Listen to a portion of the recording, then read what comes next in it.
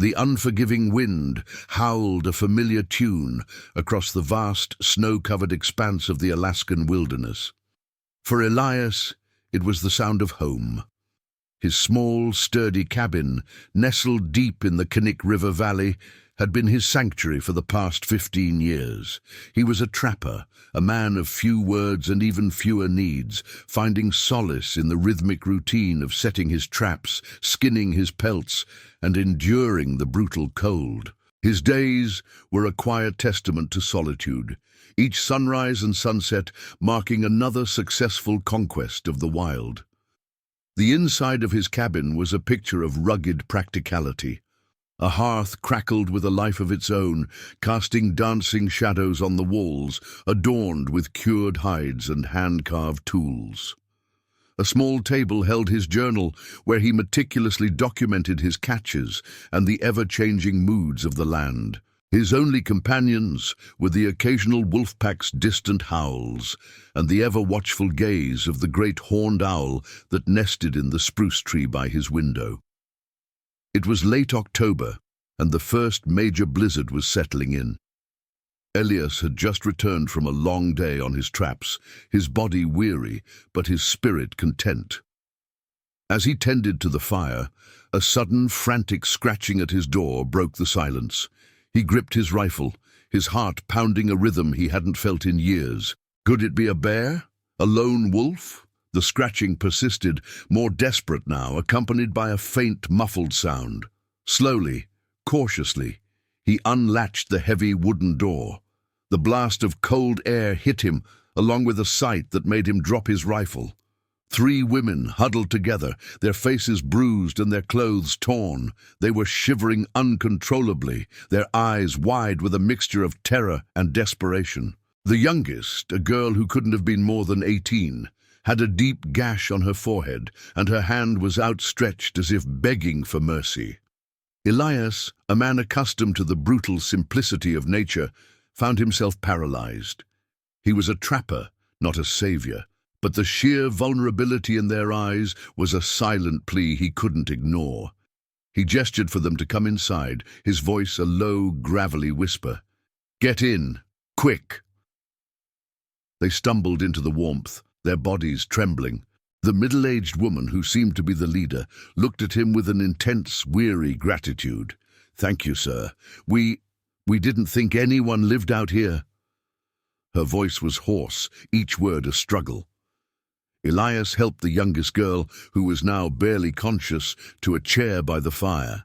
He fetched his rudimentary medical kit, a collection of salves, bandages, and a bottle of whiskey for disinfection. As he cleaned her wound, he noticed the bruises on her arms and neck, dark and angry against her pale skin. The other 2 women, one a bit older with a stern, tired face, and the leader huddled together, their gazes constantly shifting toward the door. It was clear they were running from something far more dangerous than the cold. The leader finally introduced them. "I'm Eleanor. This is my sister, Clara, and my daughter, Lily." She paused, her eyes searching his. "We escaped from a mining camp. The men, they weren't good people." Her voice broke on the last word, and a tear traced a path through the grime on her cheek. Elias didn't press for details. He simply nodded, his face a mask of stoic understanding. He heated up some stew and offered it to them. They ate ravenously, the simple meal a lifesaver. As they ate, he studied them. Eleanor, a woman of resilience, with a core of steel beneath her exhaustion. Clara, quieter and more reserved, her eyes holding a deep sadness. And Lily, a fragile flower whose spirit had been battered but not yet broken. As the night wore on, the cabin filled with the soft sounds of quiet breathing and the rhythmic crackle of the fire. The storm raged outside, a perfect shield for their secret, but inside, a different kind of storm was just beginning.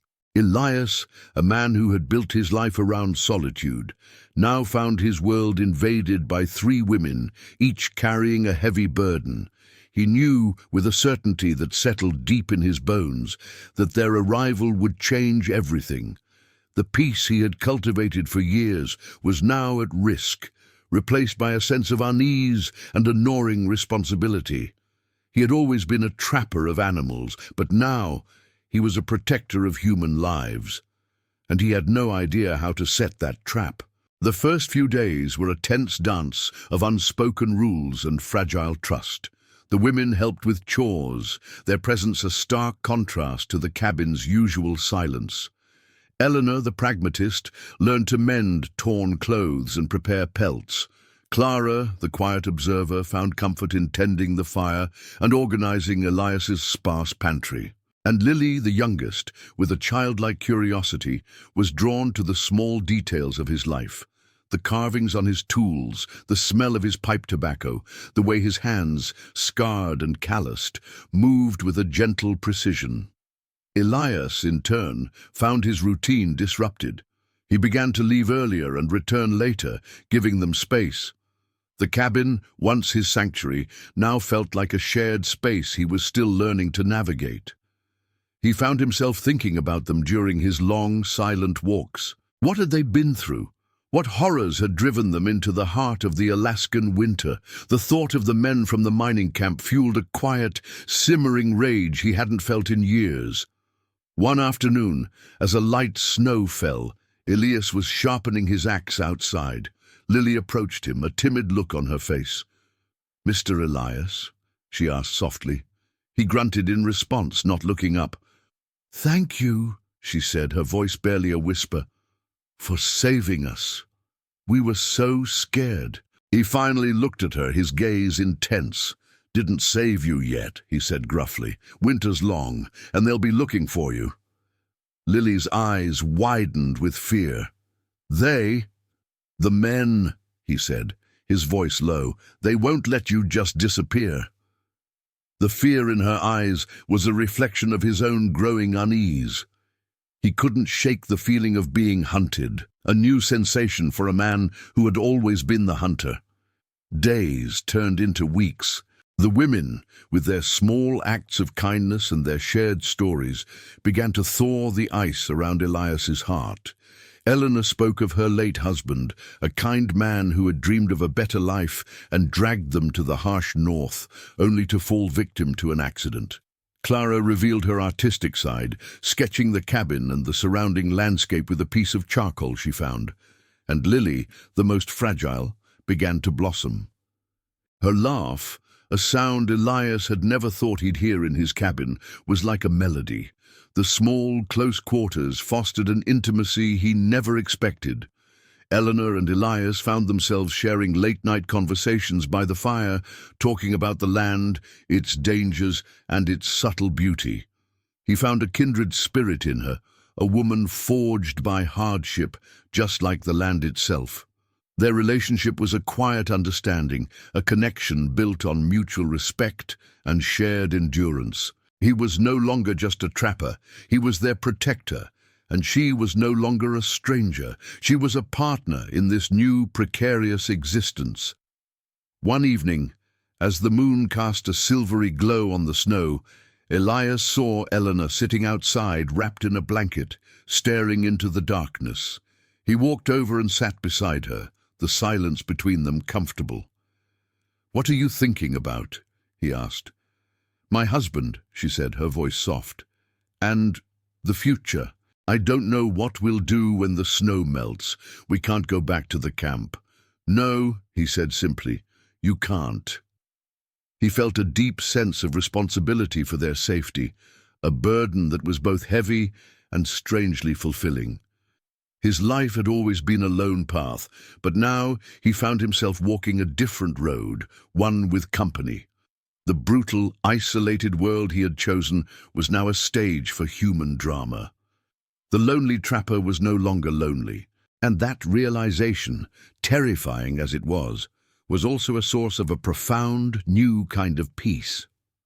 The long winter months were a slow test of survival and resilience.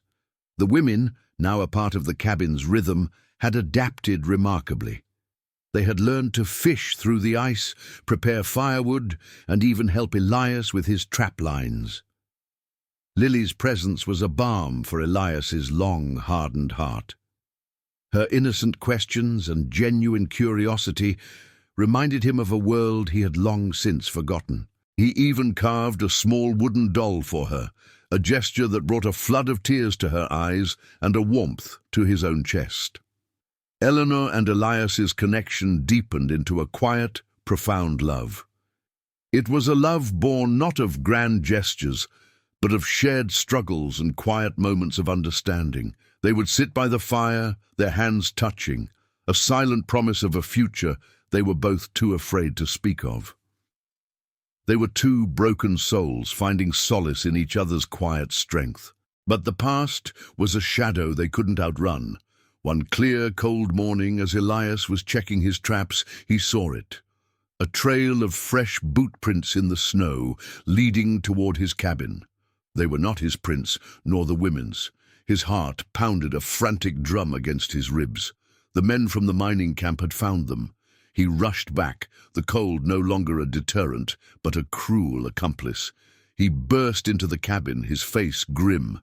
"They're here," he said, his voice low and urgent. "Get your things. We have to go. Now." Fear, cold and sharp, gripped the women.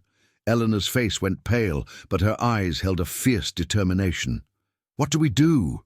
she asked, her voice steady despite her trembling hands. "There's a cave a few miles from here," Elias explained, his mind racing. "It's hidden.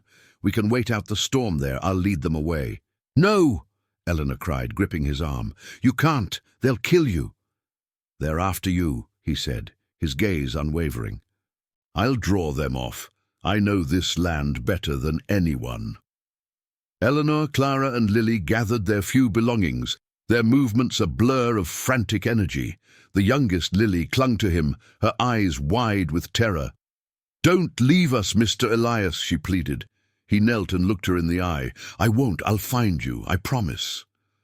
He led them to a hidden trail, a path only he knew, and watched as they disappeared into the dense spruce forest. He then turned and, with a heavy heart and a grim resolve, headed in the opposite direction toward his traps. He laid a false trail, a winding path of his own tracks leading deeper into the woods, away from the women. He could hear them now, the distant shouts of the men. They were close. He moved with a trapper's speed and stealth, a ghost in the snow, leading the men on a desperate chase. The confrontation was inevitable. He led them to a narrow, treacherous ice shelf, a place he knew was a death trap for the uninitiated. He turned to face them, his rifle raised. They were three of them, their faces a mask of cruel determination. "Where are they, trapper?" the leader snarled. "Give us the women, and we'll let you go." "Never," Elias said, his voice a low growl. "You'll have to go through me." A shot rang out, and another, but he was a blur of motion. He had the advantage of knowing the land, of being a part of its silent, deadly rhythm. He took down the first man, then the second, using the terrain as his weapon. The last man, the leader, lunged at him, a glint of a knife in his hand. They grappled, their bodies a tangle of fury and survival. Elias, with the strength born of years of hardship, managed to disarm him, the man's own momentum sending him sliding toward the treacherous edge of the ice shelf. He fell, a silent scream lost in the wind, a final testament to the unforgiving nature of the Alaskan wilderness. Elias, bruised and bleeding, stumbled back toward the cave, his body and spirit exhausted. The sun was setting, painting the sky in a fiery display of orange and red. He found them huddled together, their faces etched with worry. When they saw him, Eleanor ran to him, tears streaming down her face. She wrapped her arms around him, her body trembling with relief. "I knew you'd come back," she whispered. He held her close, the warmth of her body a stark contrast to the cold he had just faced. He looked at Lily, who was now smiling, and at Clara, who gave him a small, grateful nod. He had faced the wilderness, the cold, and the men who had come to take them away. He had survived not just as a trapper, but as a protector, a partner, a man who had found his purpose in the heart of the storm. The lonely trapper was no longer just surviving, he was living.